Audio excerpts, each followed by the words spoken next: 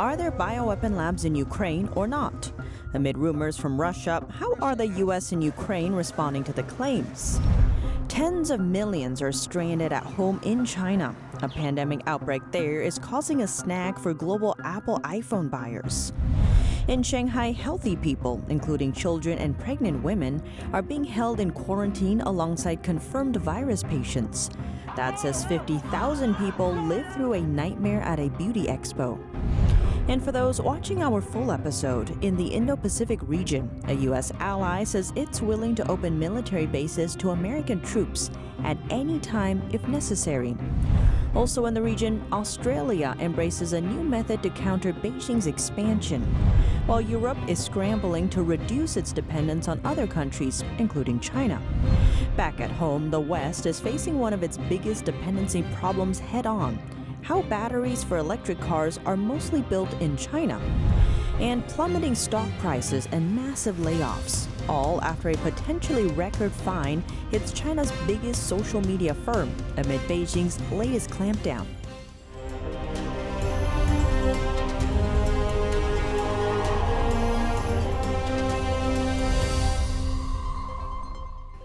Welcome to China in Focus. I'm Tiffany Meyer. With the war in Ukraine entering the fourth week, a decades-long issue has risen to the front line. It has to do with biolabs in Ukraine.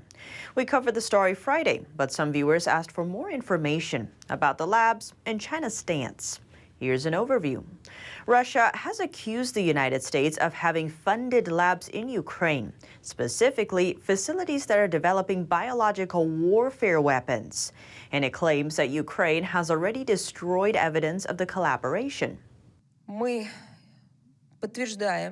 are confirming the facts that were unveiled during the special military operation in Ukraine that indicate an emergency cleanup of military biological programs by the Kyiv regime. They were carried out by Kyiv and financed by the United States of America. The U.S. and Ukraine have repeatedly denied the accusation, but a U.S. official did confirm that the U.S. is offering support to certain biolabs in Ukraine.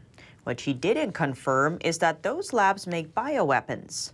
Undersecretary of State Victoria Nuland testified before the Senate Foreign Relations Committee on Tuesday. There, she was asked, does Ukraine have chemical or biological weapons? Nuland responded.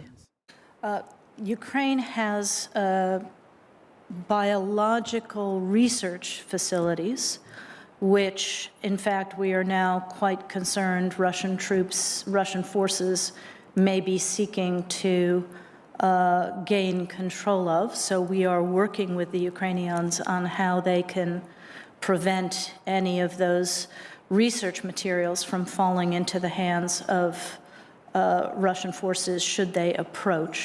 But why are people so interested in Ukrainian biolabs in the first place? After the Soviet Union collapsed in the early 90s, the Cold War came to an end. The Russians asked Western countries for help in destroying weapons of mass destruction and related infrastructure, including those in Ukraine. Information about the Biological Threat Reduction Program can still be viewed on the official website for the U.S. Embassy in Ukraine. The site says U.S. funding for some Ukrainian biolabs falls under this program. It notes the money is used for research and equipment, which is managed locally and without U.S. involvement. So because Ukraine did have weapons of mass destruction in the past, isn't it possible the country didn't destroy them all? A Pentagon official says it is possible that not all pathogen strains were destroyed, but that the infrastructure needed to produce bioweapons is no longer there. Robert Pope is the head of U.S. Defense Department's Cooperative Threat Reduction Agency. It was created 3 decades ago to destroy the weapons of mass destruction stored by the former Soviet Union. Ukraine is a former Soviet republic. Pope said some labs may still hold pathogen strains left over from the Soviet bioweapons program, preserved in freezers for research purposes. And added that scientists, being scientists, it wouldn't surprise him if some of these strain collections in some of these laboratories still have pathogen strains that go all the way back to the origins of that program. But he also made an important distinction, that there's no place that still has any of the sort of infrastructure for researching or producing biological weapons. Now that we've heard from the source, what do third parties have to say? So far, the World Health Organization, or WHO, said it advised Ukraine to destroy pathogens in the country's public health laboratories. According to a report, that's to prevent any potential spills. The WHO did not disclose when it made the recommendations, nor did it share what pathogens are inside the labs. Reuters reported that the organization also opted not to answer questions about whether the pathogens were destroyed. Given China's involvement and proximity to the Russia-Ukraine situation, what's Beijing's stance on Moscow's accusation? Beijing has accused the U.S. of using these facilities in Ukraine to conduct biomilitary plans. The Chinese Communist regime also used part of Russia's claim to support Beijing's narrative on the origin of COVID-19. That is, that the virus is from the U.S. Last Thursday, Chinese state media outlet Global Times echoed a Russian claim that the U.S. researched bat-based coronaviruses in a Ukrainian lab. It also described the global belief that COVID-19 escaped from Wuhan's Institute of Virology as a, quote, conspiracy theory. U.S. National Security Advisor Jake Sullivan met top Chinese diplomat Yang Jiechi on Monday in Rome. No further details have been reported on this closed-door meeting. On the eve of the meeting, Sullivan said Beijing would absolutely face consequences if it helped Moscow evade sweeping sanctions over the war in Ukraine. According to U.S. officials, Sullivan was expected to stress this warning during the meeting with Yang. In comments to CNN, Sullivan said that the United States believed China was aware that Russia was planning some action in Ukraine before the invasion took place, although Beijing may not have understood the full extent of what was planned. Now, according to Sullivan, Washington was watching closely to see to what extent Beijing provided economic or material support to Russia and would impose consequences if that occurred. We will not allow that to go forward and allow there to be a lifeline to Russia from these economic sanctions from any country anywhere in the world. Meanwhile, Russia said on Sunday that it was counting on China to help it withstand the blow to its economy from Western sanctions. Western countries have imposed unprecedented sanctions on Russia's corporate and financial system since it invaded Ukraine on February 24th in what it calls a special military operation. Russia and China have tightened cooperation in recent times, as both have come under strong Western pressure over human rights and a raft of other issues. Beijing has not condemned Russia's attack on Ukraine and does not call it an invasion, but it has urged a negotiated solution. The Financial Times and the Washington Post reported on Sunday that Russia has asked China for military equipment since its invasion of Ukraine. The media outlet cited unidentified U.S. officials. Beijing called the claim disinformation from the U.S. In other news, a wrench in the global goods conveyor belt this year. Waves of Omicron infections have struck the world's factory, China, throwing major cities and an entire province into lockdowns. On Monday, one of Apple's biggest suppliers, Foxconn, suspended operations in Shenzhen as the southern tech hub goes under lockdown. With a population of nearly 20 million people, Shenzhen is the third most populous city in China and is located next to Hong Kong. Shenzhen is also home to one of the world's largest container ports. Any disruption there could hit an already stressed out global supply chain. And Japanese auto giant Toyota has suspended operations at a joint venture plant in the northeastern industrial hub Changchun after its 10 million residents were told to stay home starting March 11th. China is also sending tens of millions of people into lockdown in the entire northeastern province of Jilin, home to 24 million people. As of now, nearly 35 million people in China are locked inside of their homes, and about 20 million people are prohibited from leaving Jilin province or traveling between cities. Shanghai has been partially shut down since Saturday due to the worsening situation of the pandemic. Schools are closed. Some neighborhoods are under lockdown, with residents told to stay home. All citizens are told not to leave Shanghai unless absolutely necessary. And those who need to leave or return to the city must hold a negative virus test report from within 48 hours. In some companies, when one employee tests positive, all other staff members are asked to quarantine, as they are considered close contacts and could potentially carry the virus too. A video clip from Shanghai has been circulating online recently. It shows employees protesting the draconian measures.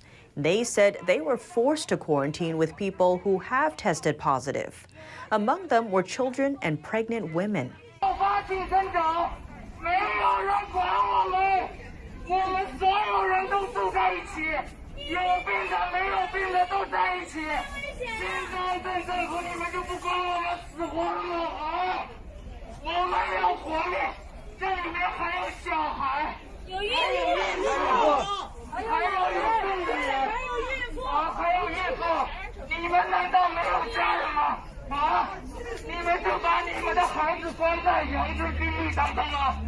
The man questioned so-called precision prevention measures touted by the government.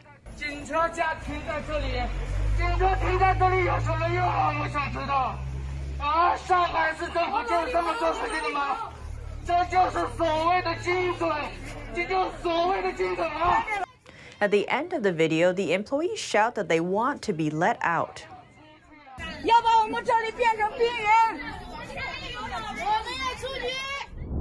A beauty expo in China turned into a nightmare due to one allegedly positive CCP virus case. That's according to videos posted on social media.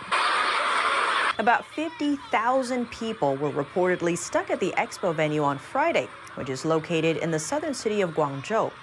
The entire event was immediately put under lockdown after a positive case was unexpectedly identified. The organizers put up an emergency notice saying no exit, no entry, and told people to take precautions and social distance.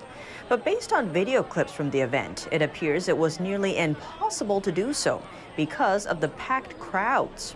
Videos showed people started screaming and running toward the exits when they realized what was going on. The crowd was heard chanting, "Release us, release us." The next day, Guangzhou authorities announced that about 50,000 at the expo had been tested for the virus, and that all of those results came back negative. It's common for Chinese residents to have to line up for mandatory virus tests when virus cases appear, but they have to be careful which line they are entering, because people tend to panic buy when virus cases appear. It's common to see a couple different lines at the same time. Some Chinese netizens are sharing on social media, saying they have been lining up for an hour to get a virus test, but ended up at a food stall by mistake. That's all for today's China in Focus on YouTube. We are now sharing a shortened version of our program on YouTube. That's after being demonetized for a year. Full episodes can be watched on our partner platform, Epoch TV. To sign up for a 14-day free trial, please click the link down below. Thanks for watching China in Focus. I'm Tiffany Meyer, and see you tomorrow.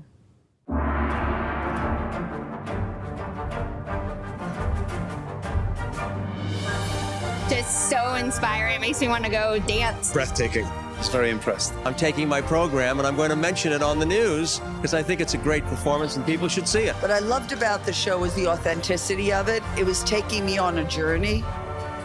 Exceptional. The technique involved, that the thousands of hours of training. People just float. Everything was exact, and then they worked to the exact moment, and it was beautiful. You go away feeling with a smile in your heart from it. Have to come. Life-changing. Make sure you see it. Make sure you see it. Don't wait. Get your tickets now.